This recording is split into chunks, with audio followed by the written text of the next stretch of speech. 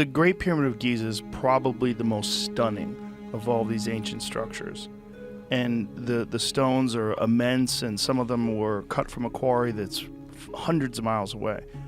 How do you think they did that? Well, some of them, the granite in the Great Pyramid comes from more than 500 miles to the south. I don't know how they did it. All I know is they did it. I don't think anybody knows how they did it, how they lifted those stones, how they brought them up to that level. I think we're looking, again, at a lost technology. We often think of the past as being all stone tools and simple living. But the truth is, ancient civilizations were way ahead of their time in so many surprising ways. From strange forms of currency to hidden mysteries no one talks about. Here are 12 ancient historical facts that will blow your mind. 1. The Great Pyramid of Giza was the tallest man-made structure for over 3,800 years. The Great Pyramid of Giza, standing proudly on the Giza Plateau near Cairo, Egypt, is one of the most impressive feats of ancient architecture.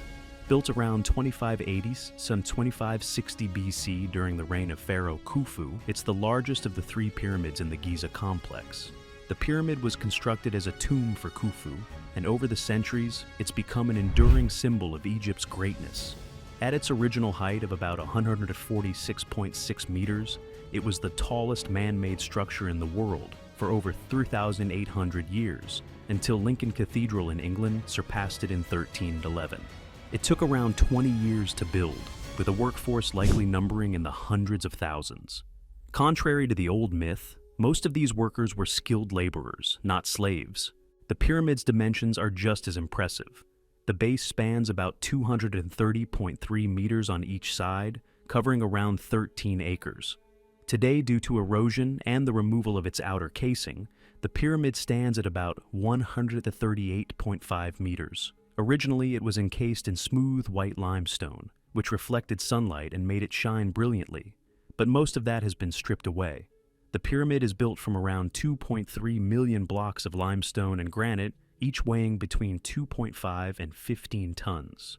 Inside, there are three main chambers: the King's Chamber, the Queen's Chamber, and a lower chamber. There are also two major passages, one leading upward to the King's Chamber and another going downward to the lower chamber. The Great Pyramid is one of the seven wonders of the ancient world, still standing strong while others have crumbled away. Its construction techniques remain a mystery, with theories suggesting the use of ramps to position the massive stones. 2. Ancient Egyptians used beer as currency. We've all heard of beer money in today's world, usually referring to a part-time job someone takes just to make extra cash for a night out. But way back in ancient times, it wasn't unusual for people to be paid literally in beer. In fact, beer played a huge role in the construction of some of the world's most impressive structures, like the pyramids of Egypt. The laborers who built these wonders were paid daily rations of beer, sometimes 4 to 5 liters a day. That's quite a lot of beer, right? Now, you might be wondering how they could build such massive monuments with that much beer a day. Well, ancient Egyptian beer wasn't like the beers we drink today. It was more like a thick, sludgy gruel than a crisp, cold lager. This beer was made from fermented grain and had a low alcohol content, around 2% ABV. It wasn't the kind of beer you'd crack open for a night with friends. It was more of a meal in liquid form, carby and filling, similar to bread in nutritional value. In fact, beer was a key part of the diet for many workers, and even children drank it. This tradition of drinking beer goes way back to the agricultural revolution, when early humans first started farming. They realized that grain mixtures left out could ferment into a drink with a little buzz. Over time, beer became a staple in many cultures, each putting their own spin on it with different herbs and spices. But ancient beer was more of a food than a fun drink to enjoy at a bar. In Egypt, it was used as a source of nourishment, especially for laborers who needed the calories and carbs for their hard work. Beer was also a huge part of Egypt's culture, religious practices, and even festivals. There was a goddess dedicated to brewing beer, Tianenet, and beer was often consumed in large amounts during celebrations. So, while modern beers are mostly enjoyed for their taste and buzz, ancient Egyptians drank it as a daily necessity, kind of like a non-alcoholic brew would be today. 3. Romans had a form of fast food. If you think fast food is a modern-day invention, think again. Sure, when we think of fast food, we often picture 20th century America with chains like McDonald's and In-N-Out. But the idea of grabbing a quick hot meal on the go actually goes way back, all the way to ancient Rome, in fact. Archaeological digs in Pompeii have uncovered evidence of what could be considered the first fast food joints, the Thermopolia. These ancient Roman establishments were kind of like early versions of the fast casual spots we know today. A thermopolium was a place where people could stop by and grab a ready-to-eat meal without having to cook at home. Not everyone in ancient Rome had a kitchen, especially in the lower and middle classes, so thermopolia were vital for many families, providing meals for those who couldn't cook for themselves. The wealthy, of course, had kitchens and slaves to prepare their food, but for the average person, these street-side eateries were essential. Thermopolia came in all shapes and sizes. Some were simple stands offering just a few dishes, while others were bigger establishments with frescoed walls and seating areas for customers to enjoy their meals. The food was kept warm in terracotta pots, which were placed in counters with holes to hold the pots in place. The offerings included things like stews, legumes, eggs, meats, cheeses, pastries, and even warm spiced wine called calida.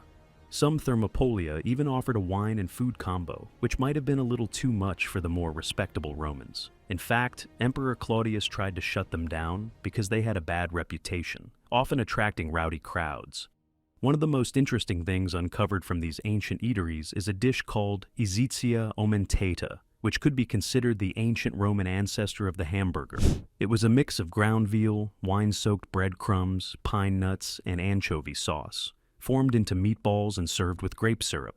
While it's definitely not your typical burger, it's a good example of how ancient Roman fast food had some surprising similarities to what we eat today.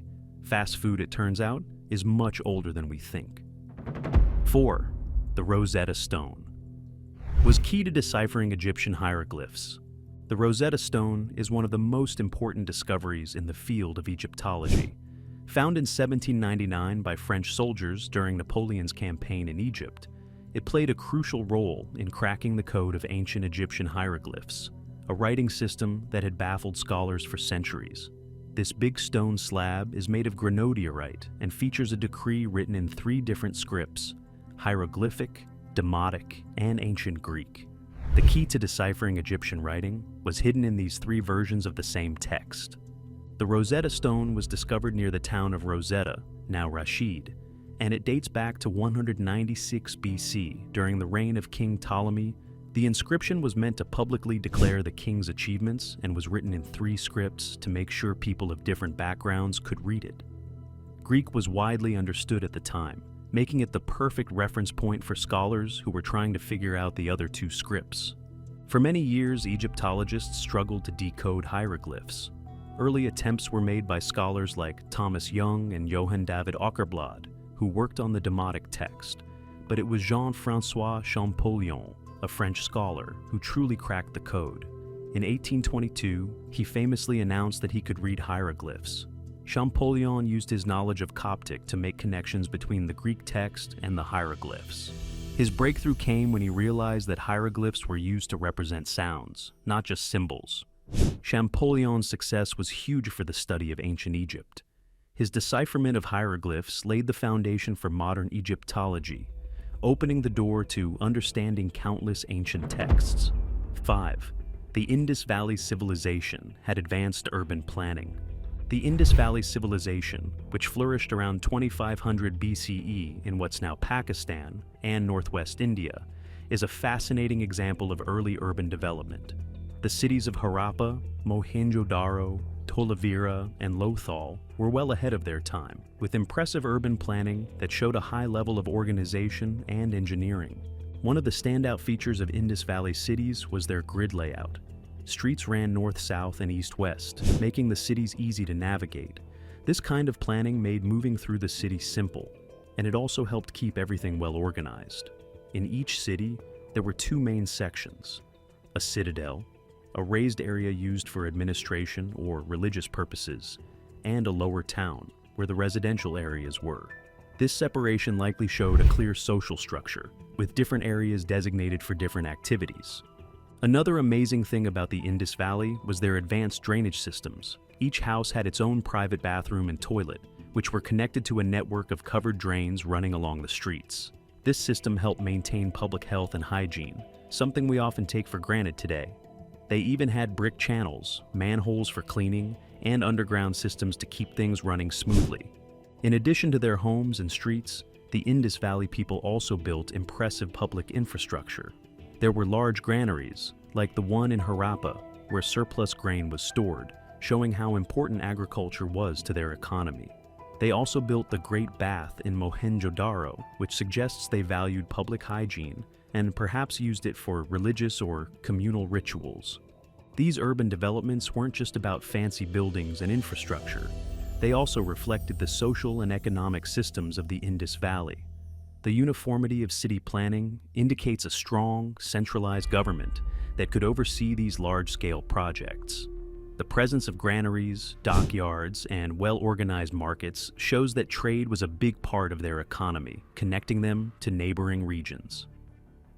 6. The ancient Romans had central heating. The ancient Romans were pretty ahead of their time when it came to technology, and one cool invention they came up with was the hypocaust system, which was basically an early version of central heating. This system was primarily used to keep public bathhouses nice and warm, but it also found its way into private homes, especially in the chillier parts of the Roman Empire. Imagine having radiant floor heating in your house thousands of years ago. That's pretty impressive. So, how did it work? Well, the buildings that used a hypocaust system were raised on pillars, which created an empty space underneath the floors. A furnace, called a prefernium, would burn wood and send hot air into this space. The hot air would then warm the stone or tile floor above, which was known as the suspensura. As the air heated up, it would escape through flues, sometimes made of terracotta, which were built into the walls of the building. In some cases, entire walls were hollow, letting the heat spread even more effectively throughout the rooms. This clever setup kept places like Roman bathhouses at a comfy temperature, especially when people were moving between the different temperature zones in the baths. So, when you went from a hot pool to a cooler one, the hypocaust helped prevent the sudden shock of temperature changes. Some rooms didn't even have water. They were just heated for dry sweating, like an ancient sauna. And as the water from the aqueducts came into the bathhouse, it would pass over a furnace chamber first, ensuring it was heated before it entered the baths. Any leftover cooler water could still be used for tepid or cold baths. The Romans likely borrowed this idea from the Greeks and made it their own. Today you can still see this technology in action at places like the Stabian Baths in Pompeii, which were built around 125 BCE. 7. The Antikythera mechanism was an ancient analog computer. The Antikythera mechanism is often considered the world's first known analog computer, and it's pretty mind-blowing that this ancient Greek device existed way back in the late 2nd or early 1st century BCE. It was discovered in 1901 from a shipwreck off the coast of Antikythera, Greece, and has baffled researchers ever since. This device, which was heavily corroded, was found among other shipwreck artifacts, and it took scientists a long time to figure out what it was and how it worked. The shipwreck itself was from the Roman era, dating between 70 and 60 BCE, and the mechanism was made up of 82 fragments, with only about a third of the original device still intact. Despite its damaged state, the Antikythera mechanism turned out to be a sophisticated tool, showing just how advanced Greek knowledge was in astronomy and mathematics. The device was likely used to predict astronomical events, and might have had some educational value as well. When it comes to its design, the mechanism was made of at least 30 gears working together in a complex system to simulate the movements of the stars and planets. This gear-driven machine could predict things like solar and lunar eclipses, the positions of celestial bodies like the Sun, Moon, and 5 known planets, Mercury, Venus, Mars, Jupiter, Saturn, and even track the cycles of Pan-Hellenic games, like the Olympics. It had multiple dials showing lunar phases, eclipse cycles, and the zodiac signs, with a really innovative gearing system that could even account for the moon's irregular orbit. Thanks to modern tech like X-ray CT scans, researchers have been able to peek inside the fragments to get a clearer picture of how the device worked. The more they've studied it, the more they realize how advanced the Antikythera mechanism was, and it's now believed that it wasn't an isolated invention. There could have been similar devices out there, but many of them might never be found. 8. The Colosseum in Rome. could hold up to 80,000 spectators. The Colosseum, also known as the Flavian Amphitheater, is one of the most recognizable landmarks in Rome, famous for its impressive size and the incredible history behind it. Built between 70 and 80 AD, it was more than just a grand structure. It was the heart of public entertainment in ancient Rome. The Colosseum hosted all sorts of spectacles, from gladiatorial contests and animal hunts to mock naval battles. These events were a way for emperors to keep the masses entertained and, more importantly, to show off their power and wealth. One of the most amazing things about the Colosseum is how many people it could hold. Estimates vary, but it's believed that the seating capacity ranged from 50,000 to 80,000 spectators. Some ancient sources even claim it could fit up to 87,000 people. That's a crazy amount of people for an ancient structure. The Colosseum's elliptical shape and clever design made sure everyone had a good view. It had 80 entryways, which allowed for smooth crowd flow, and the seating was arranged based on social status. The wealthy and powerful sat closest to the arena, while the lower classes were up in the higher tiers. In terms of construction, the Colosseum is a real architectural marvel, made from a combination of travertine stone, tuff, and brick. It stands about 48 meters tall and covers a huge area, around 189 meters long and 156 meters wide. The design used arches which not only made the structure incredibly stable, but also improved visibility for the audience, no matter where they sat. The seating was arranged in 4 levels, each decorated with different styles of columns, from Doric at the bottom to Corinthian at the top. The Colosseum wasn't just a place for entertainment, it also served a political purpose. It was a way for emperors to gain favor with the people, showcasing their power and generosity by providing free events. Beneath the arena, there was a maze of tunnels and chambers where gladiators and animals were kept before contests, with trapdoors that allowed for surprise entrances during the games. 9. The Great Wall of China was built over several dynasties. The Great Wall of China is one of the most impressive and iconic structures in the world, stretching for thousands of miles across northern China. Building it was no small feat.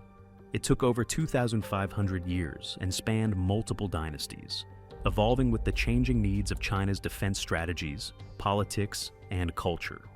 The story of the wall begins in the 7th century BC, during the Spring and Autumn period and the Warring States period. Different states like Qi, Yan, and Zhao built their own walls to protect against rival states and nomadic tribes.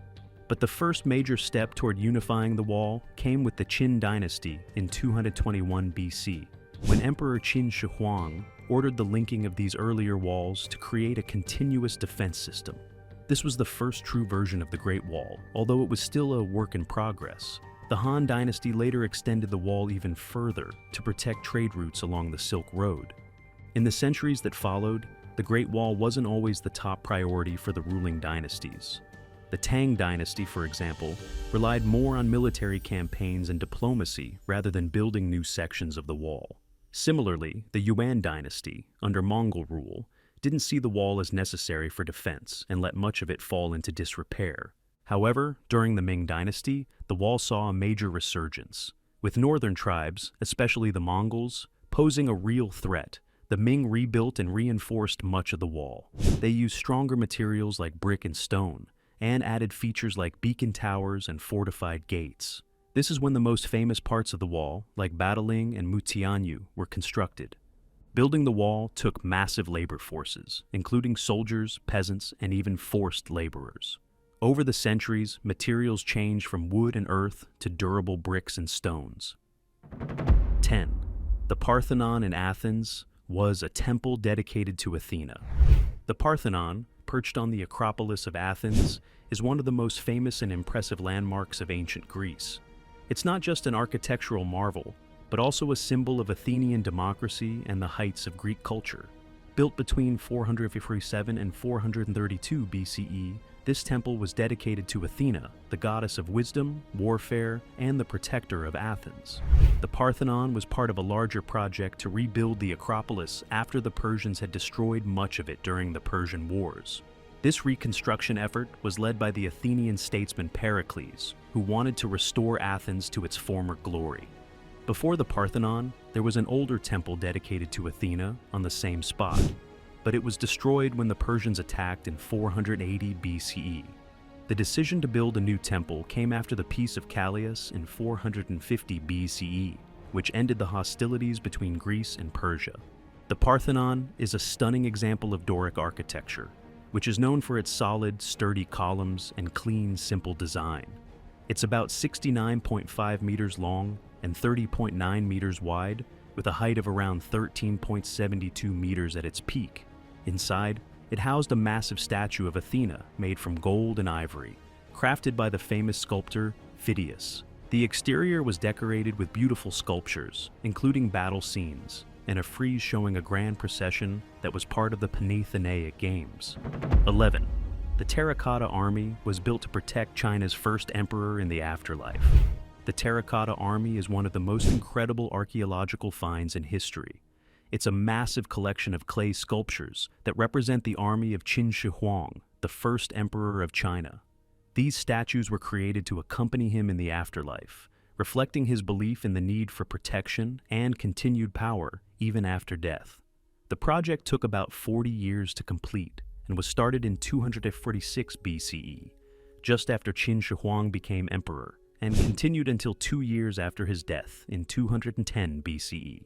Qin Shi Huang, originally named Ying Zheng, became the king of the Qin state at just 13 years old, and later unified China in 221 BCE, declaring himself the first emperor. His reign brought about many advances in governance, military strategy, and infrastructure, but he was also very concerned with his immortality. He believed that the afterlife was a continuation of life on Earth, so he wanted an army of warriors to protect him after death, ensuring he would maintain control and power. The construction of the Terracotta Army was a massive undertaking that involved around 700,000 workers, including craftsmen, laborers, and possibly conscripted soldiers. They used locally sourced clay to create thousands of individual statues, each with unique features like different facial expressions and hairstyles. The figures were made in sections. Heads, arms, legs, and torsos were molded separately and then assembled. After being fired in kilns, they were painted in vibrant colors, though much of the paint has faded over time. 12. The Sphinx in Egypt is carved from a single piece of limestone. The Great Sphinx of Giza is one of the most recognizable and mysterious monuments in the world. Carved from a single piece of limestone, it stands as a symbol of the power and authority of the ancient Egyptian pharaohs. Located on the Giza Plateau, the Sphinx is thought to have been built around 2500 BC during the reign of Pharaoh Khafre. It's part of the larger Giza Pyramid complex, which includes Khafre's pyramid and other notable structures, making it one of the most significant archaeological sites in the world. The Sphinx is believed to have served as a guardian for the Giza Plateau and the nearby pyramids, watching over the royal tombs. The face of the statue is thought to represent Khafre himself, linking the pharaoh directly to divine power. The lion's body represents strength and power, while the human head symbolizes wisdom and intelligence, a perfect embodiment of the pharaoh's role as a ruler and protector. Measuring 73 meters long, 20 meters high, and 19 meters wide, the Great Sphinx is one of the largest monolithic statues on Earth. It was carved directly from the limestone bedrock of the Giza Plateau, making it even more impressive when you consider that it wasn't built from separate pieces of stone, but rather sculpted from the natural landscape itself. It likely took around 100 laborers 3 years to complete, using copper chisels and basic tools like ropes and wooden sledges.